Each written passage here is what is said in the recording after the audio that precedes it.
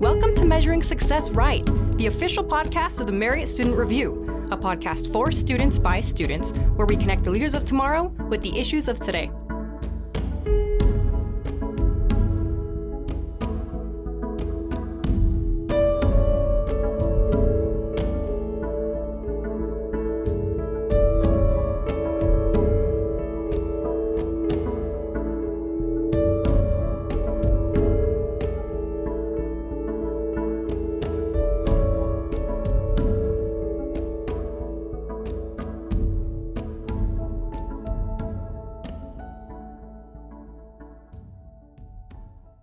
Hello and welcome to the Measuring Success Right podcast. I'm your host, Frank Turner, and with us today in studio we have Elisabeth Currit. Elisabeth is an environmental science and sustainability major with a minor in international development. She's deeply passionate about a wide range of social and environmental issues, including air pollution, environmental justice, gender equality, and refugee aid. And she's especially interested in using GIS mapping and analysis to better visualize and understand these issues. While at BYU, she's had the opportunity to research and write about many of these topics with a wide range of professors and students from various departments. Elisabeth loves to read, hike, do anything outdoors, and owns an outstanding number of plants. This number is continually growing. After completing her undergraduate degree, she plans to attend her grad school to get a PhD. And on behalf of the MSR team, Elisabeth, thank you so much for being in studio with us today. Thank you. I'm happy to be here. We always love having BYU students on because we love to highlight the good work that university students are doing, especially because they're managing a lot of times school, work, and then extracurriculars and the research that you've done. We're definitely going to get into that. But before we really get into the weeds of it, tell us something a little bit about yourself that might not have been in that bio or that people might not know about you. Awesome. Yeah. Well, I am from Texas. It's a really good place. I love it there, and I really love hiking. I guess that was in the bio but especially since coming to Utah, I've gotten into outdoor stuff a lot. So past year I've been just hiking, climbing a lot, along with outdoor research, right? So just pretty much everything I do is outside, which is fun. Everything both in and outside of the classroom. Yeah, absolutely. Wait, what part of Texas? I'm from just south of Austin, San Marcos. Oh, way cool. Yeah. So whenever you come out here and you hear people argue like Cafe Rio, Costa Vida, but you know what true Tex-Mex tastes like, Yes. Is that infuriating? I don't know. Cafe Rio is pretty good, but I'm like, it's not real Mexican food, which, I don't know, I think is better, so. Oh, yeah. Yeah. Oh, yeah, yeah. And so, I guess I don't know the geography of Austin super well. Are there a lot of places to do a lot of outdoor stuff? I always hear about Austin, at least in the business school, that it's been like a growing metropolis. It's been, tons of companies are coming in and flocking, but I've never really heard people talk about like the landscape or the geography of it. Are there a lot of cool places to do outdoor stuff there? Yeah, definitely. I don't live right in the city. I live kind of out in the country, actually, but there's some really cool places just within a couple hours. Enchanted Rock is a fun one. A lot of people just float kayak down the river, which is also a really cool thing in the summer and actually most of the year since it's Texas and it's pretty warm. So, yeah, a lot of fun outdoor stuff to do. Way cool. And do you have a lot of siblings or family pretty outdoorsy people also? Is it kind of just like a Currit trait that gets passed down from one kid to the other? Yeah, kind of runs in the family. My dad was a river guide in Jackson, Wyoming for a while when he was about my age, and a lot of aunts and uncles that are ski guides or lots of different outdoor stuff. Oh, yeah. That's so cool. I love that. I love whenever you have like cool bonding moments like that with your family. Like my mom, she's from Spain. She's a huge soccer nut, and that like passed on to me and my sister. And so with the World Cup coming up in 3 weeks from the day that this episode is being recorded, we're all losing it. I mean, our group chats they only get really active once every 4 years, and so nice. This is so it's always cool to have bonding stuff like that with family. I guess we'll get a little bit into the research that you did. It was a paper written with the Ballard Brief. And would you mind giving the listeners a little bit of an overview about what you talked about? Yeah, so I had the opportunity to work with the Ballard Center for a while, and one of my favorite things I did with them was publishing this paper. They do a really cool program called the Ballard Brief, where students get to choose a social issue and write about how it impacts the environment and humans in the environment. And so my issue, I chose to write about air pollution and especially its disproportionate effects on minority communities and low-income communities. Oh, way cool. And what inspired you to write about that, or did you research about it? I think just since I was a freshman, even I remember in the first environmental science class I took, the term paper I chose to write was about air pollution. And just especially living here in Utah, I think it's very obvious to us. Like inversion in the winter, we can see when the air pollution's bad. And just as I've kind of learned both about environmental issues and how they disproportionately affect minority groups and seen that kind of connection there, I've decided that it was a really important thing that people need to know more about, because I think before coming to college and specifically studying those things, I didn't really make the connection myself. Yeah, whenever you look back now at growing up in Austin, are things that you researched about things that you can see back at home? Like whenever you go back for Christmas or for the summer, do you look at the research that you did and think, oh, wow, this isn't just, because obviously here in Salt Lake City, pollution's a huge issue. Yeah. And here in the Utah area, but do you see it whenever you go other places now?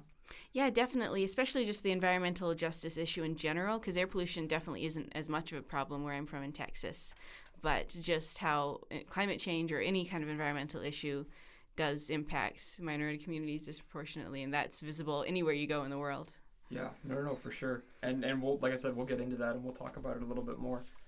Whenever I read your paper, it almost felt like a 3-act play, where the first act is what is air pollution within the context of how you're defining it. The second was who does it affect most, and the third is what can we do about it moving forward. So let's start with that first part. How, in your research, how did you define air pollution? I defined it as like particulate matter or other emissions that are harmful to human health. So this includes like PM 2.5, PM 10, VOCs, ground level ozone, NOx, SOx, and I didn't include like CO2 or greenhouse gases, although those are considered pollutants, but they're not directly harmful to human health and they're regulated somewhat differently. So I chose to focus on the ones that are really directly harmful to human health in different ways and like have an immediate impact.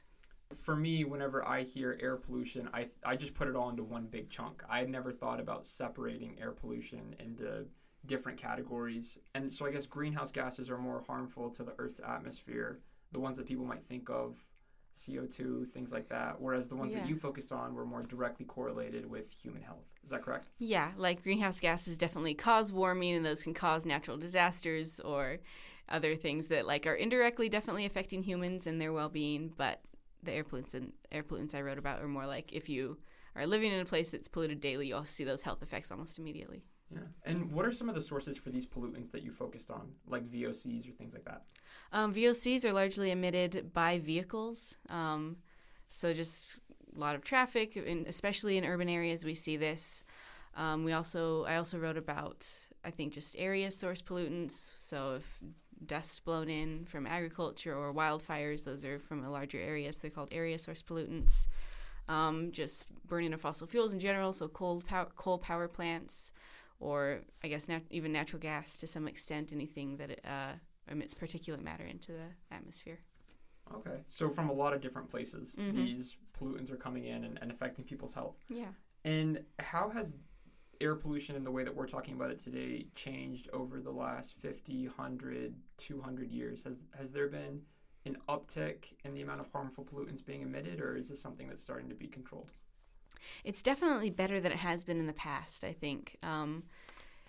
Especially, I guess, in the 1960s and 70s, we saw the implementation of a whole lot of different environmental laws and regulations in the U.S. with the Nixon presidency, implemented the Clean Air Act, Clean Water Act, NEPA, all these different things. So we saw definitely a very visible, very marked improvement in most pollutants in the U.S. Since then. But that doesn't mean that it's not still an issue today, especially since we're having, our transition to clean energy is going quickly, but we still need to accelerate it in the U.S. We still see a lot of places that haven't made that switch yet and are still using fossil fuels. And so that means that a lot of air pollutants are emitted. And so especially in Utah, especially in places where the topography makes it so that inversion can happen easily, or especially in urban areas, that's where you see it the most. That's really interesting to think about how there's so many different factors that affect it. I feel like a lot of people think causally. They think, oh, if I don't emit something or if I don't do something harmful, then I won't receive harmful repercussions for it. But because we share a global planet, it's almost like the butterfly effect theory, right? Yeah. Things that happen on one end of the earth are going to affect things that happen on the other side. And so whenever we're looking more at the history of this, I know you said things have been kind of curved since the 1970s. The U.S. has tried implementing laws and legislation to help control that. Does that mean that first, second industrial revolution, these issues were just running rampant throughout Western Europe, and then now as other countries are starting to become more developed, if they don't have those checks in places, those issues are starting to recrop again? My research wasn't focusing as much outside the U.S. I'm not the best person to talk to about that. But we do see that most developed nations have implemented good air quality legislation. And even smaller nations that are still developing are doing a good job at doing what they can to implement legislation to regulate air quality. So it does depend on the region of the world, but in a lot of countries, I think we really see just positive benefits of legislation, and it is improving generally worldwide even.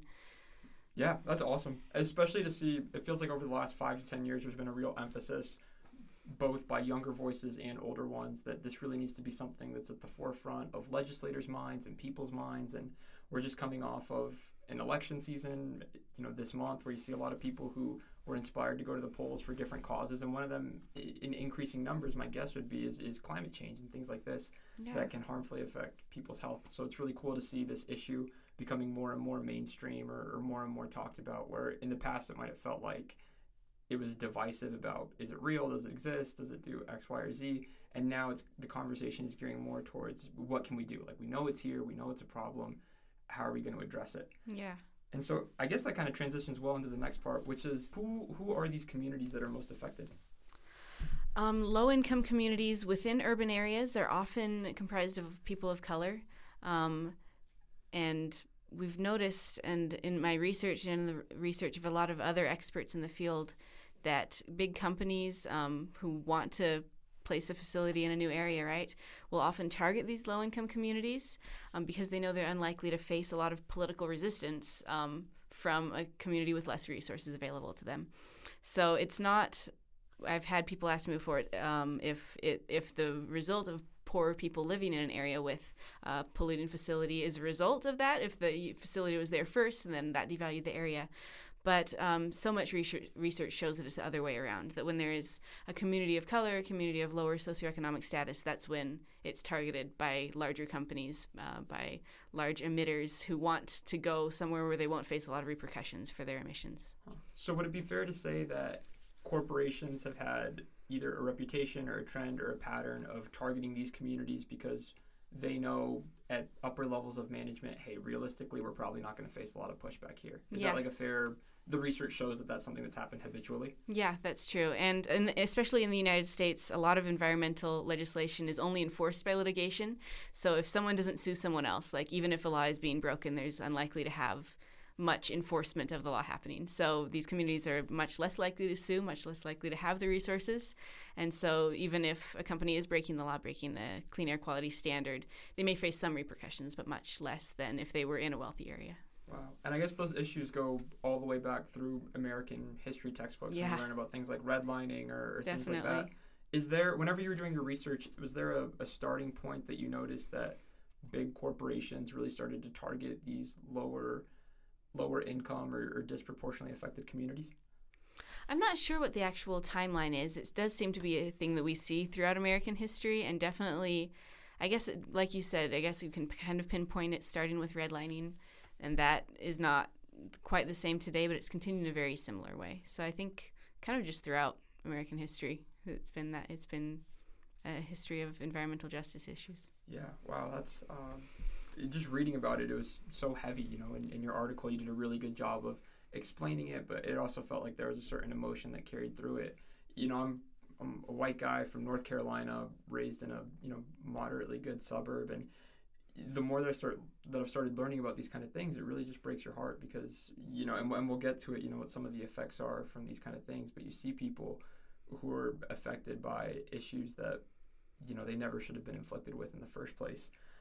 So whenever we're looking at this disproportionate placement of pollution, are there any big examples or any case studies that you were able to look at during your research where somebody either did get a heavy reprimand or was, it's kind of like the case example of what not to do?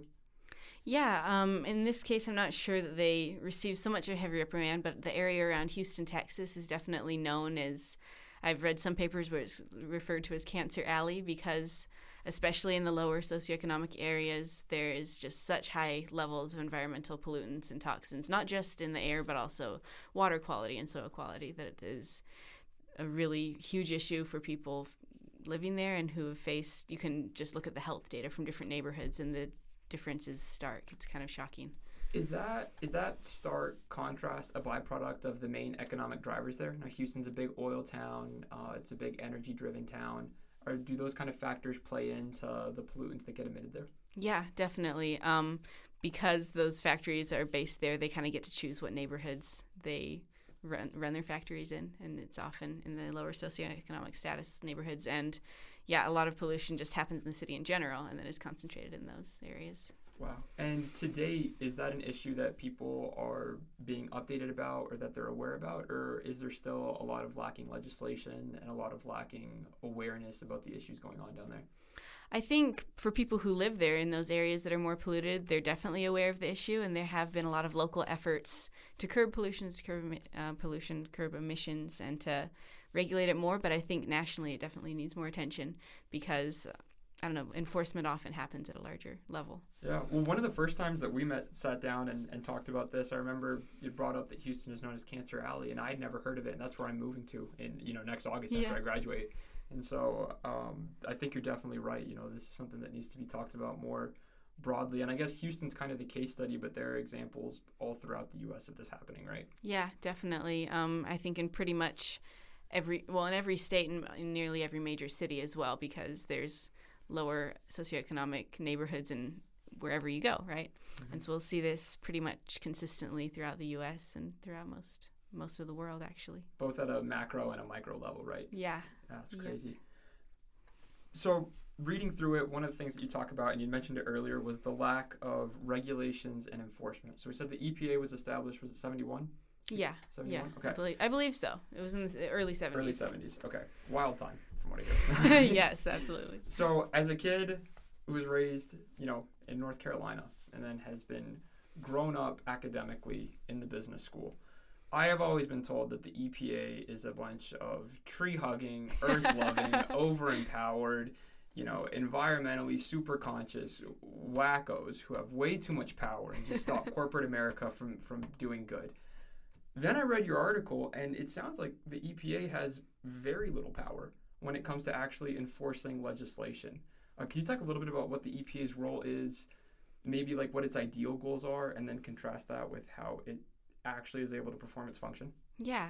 So the EPA does set standards for all states in the U.S., but it's up to the states to create plans to meet those environmental quality standards, which sometimes they do and sometimes they don't, right? And there are repercussions for a state level, but it is very hard for the EPA, who doesn't have a ton of resources or a ton of local enforcing power, to do things, especially when it's like on a smaller level, like in an individual city or neighborhood. And so I guess it's just kind of a combination of a lack of resources and then just that the environmental legal system in the U.S. is built on litigation, largely, that people have to sue one another for something to happen. And also most proposals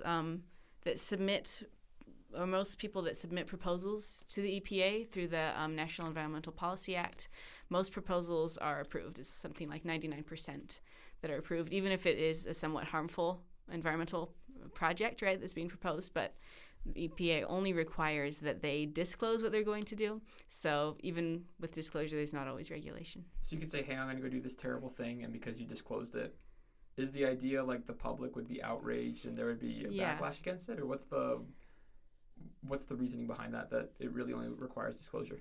Yeah, the EPA, or I guess NEPA's main power is kind of awakening public interest in an issue, and if enough local people are opposed to it, then it will be more easily shut down.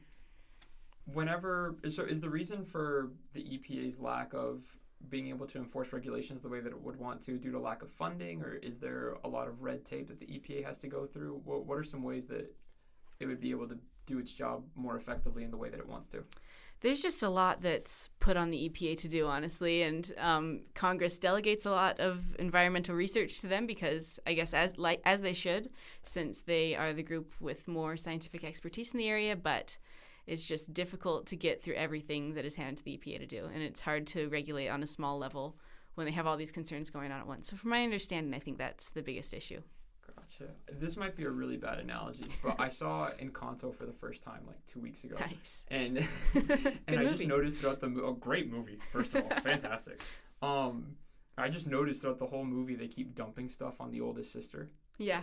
And that kind of describes like what you're describing the EPA. Like, if there's an environmental issue, just say, just give it to the EPA. Yeah. Like, it's got broad shoulders. There's no big deal. I think that's a fair analogy. but it's really just overstretched and just underfunded. I think largely yes, and it definitely also depends on like the presidential, the whoever's in power at the time. Also, like how much funding they give to the EPA, but largely, they don't have enough resources.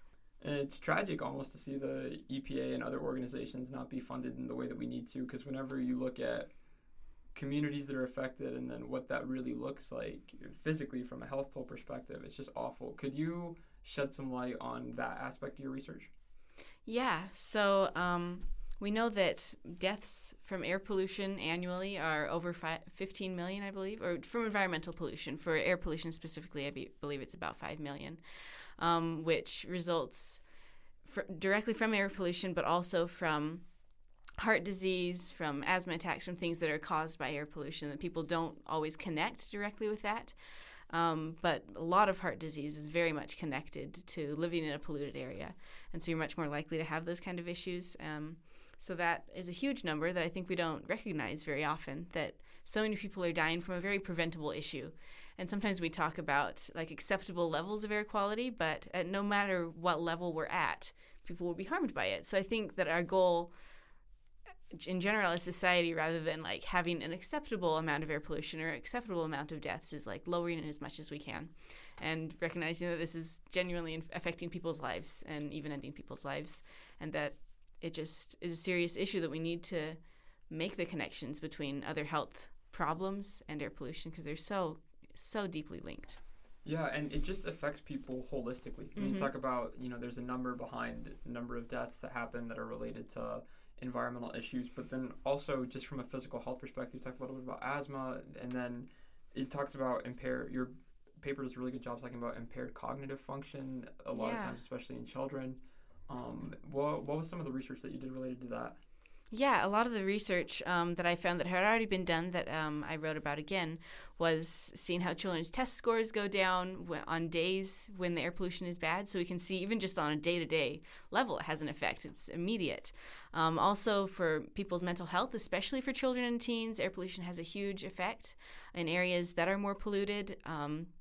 Children and teens are more likely to have depression and anxiety long-term in their lives, even after they live in a less polluted area. So the effects really start immediately and then can last for quite some time.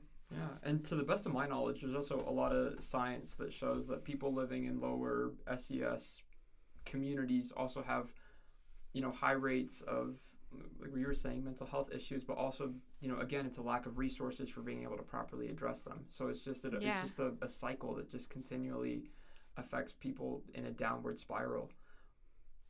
So so moving forward, for a bit of hope, what are some things that are being done or that we can do to try and help these communities that are being negatively affected? Yeah, there's a lot of things we can do. Usually there's really good organizations working locally on the ground to work with air quality issues. Here in Utah, Heal Utah is a great one. They work a lot with air quality legislation and helping pass legislation in the Utah legislature to help improve air quality, especially in these areas that are most affected. And they've been very successful so far. Another one that I found out about through my research was We Act for Environmental Justice in New York City, who has been very effective in limiting, stopping polluting facilities from being built and then mitigating the effects of the ones that are already existing in communities of low socioeconomic status, communities of color. So really grassroots movements, getting people involved and getting them to vote and lobby their legislators is a really effective way. Especially, I think people don't always understand how much of an effect it can have to go lobby your legislator, to give them a call, write them a letter. But especially when you work with an organization, work with other like-minded people, they can't ignore that. That does make a difference. We've seen it time and again in all different states, cities across the U.S., that it does make a difference to contact them and say this is an important issue for you. Yeah, one of the examples on the podcast a couple weeks ago, we had Adam Johnson talking about lake restoration solutions and the Don't Pave Utah Lake campaign. And just a week ago at the time of this recording, there was an update given that was a big win for the environmental science community. And we'll kind of see how the dust settles on all that, but it just speaks as a testament to what you were saying, that when people get together and when they band together and show people, no, this is an issue that we care about, a lot of good can come from that.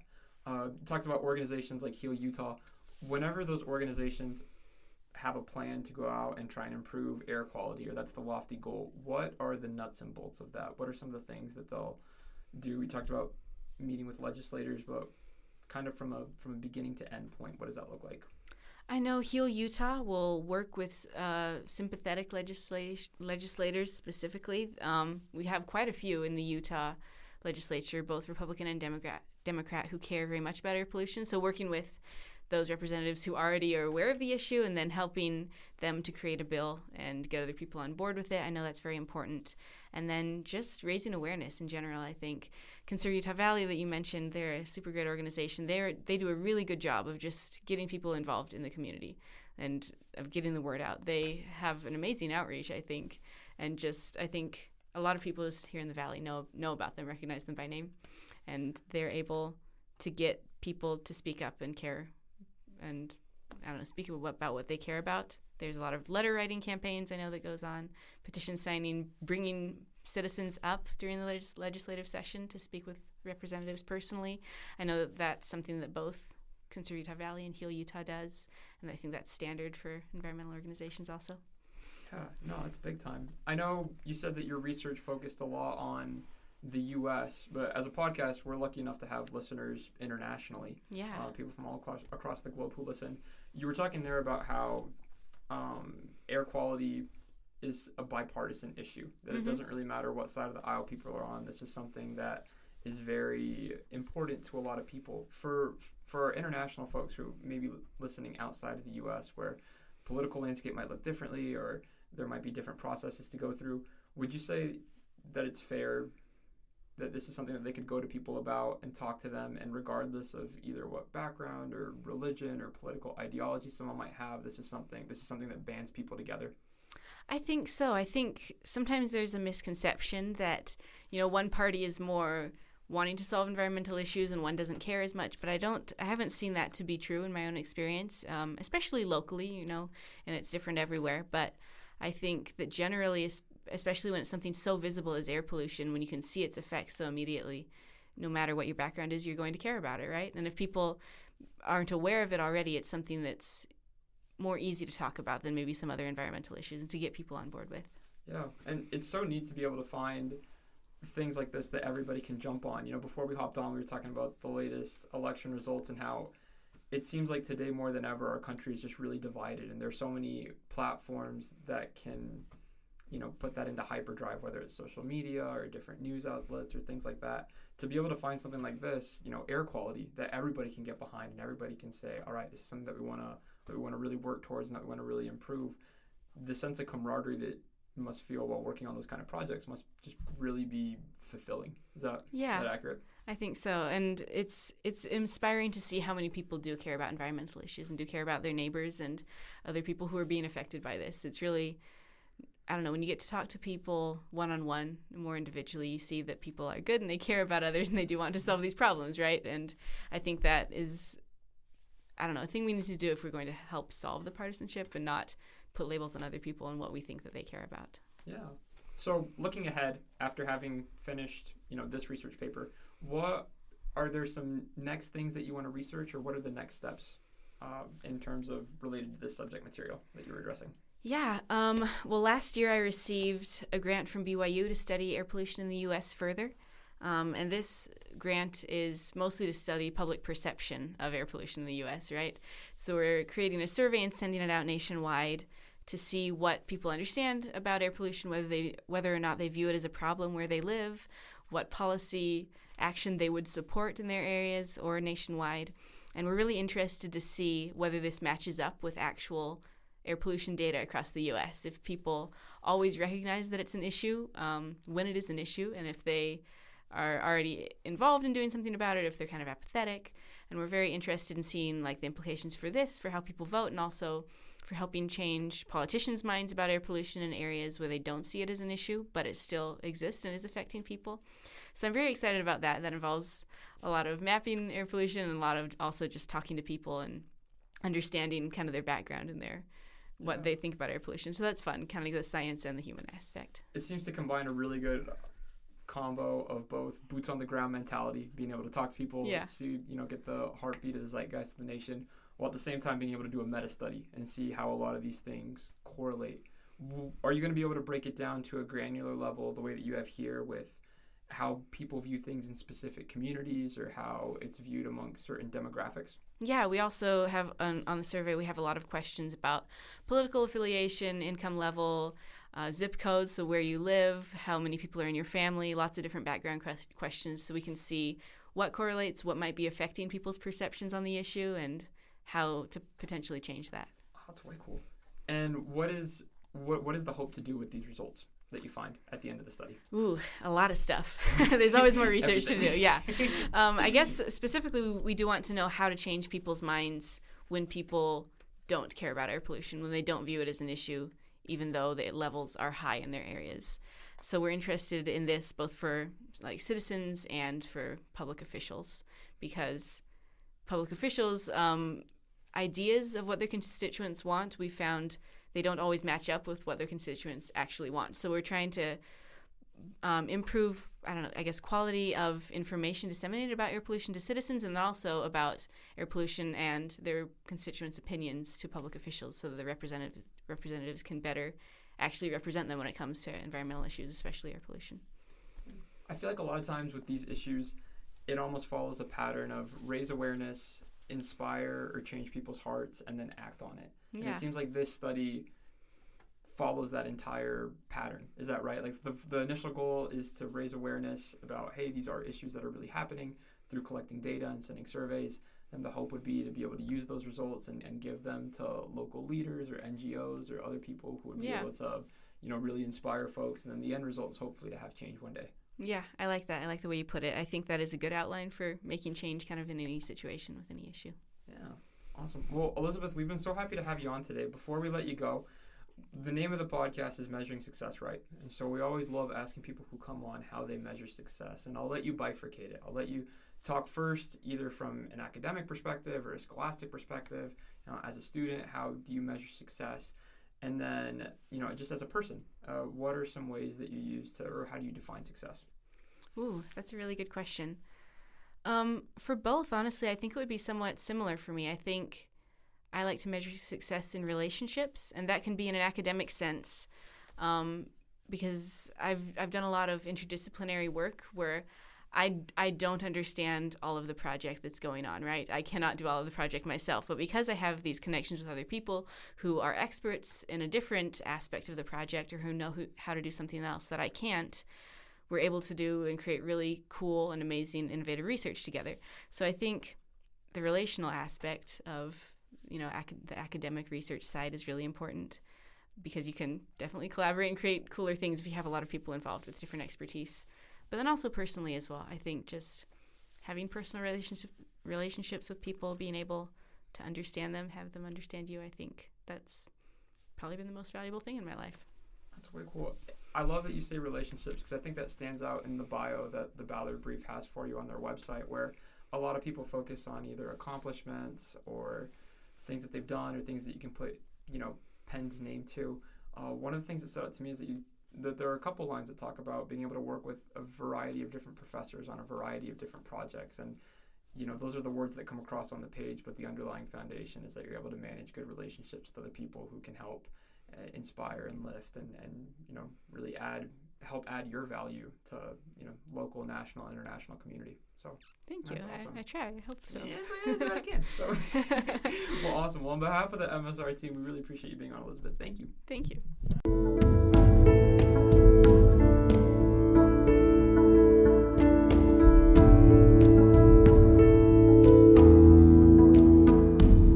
Make sure you subscribe to our podcasts on Apple Podcasts, Spotify, Google Play, or SoundCloud so you never miss an episode. Be a friend and tell a friend about measuring success right.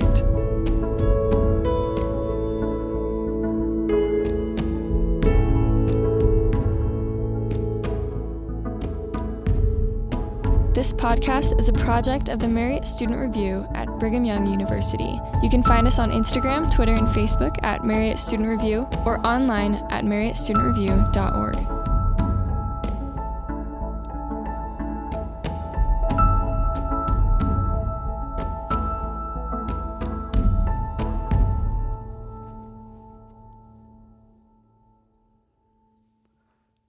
The views and opinions expressed in this podcast do not necessarily reflect official policy or position of Brigham Young University or the Church of Jesus Christ of Latter-day Saints.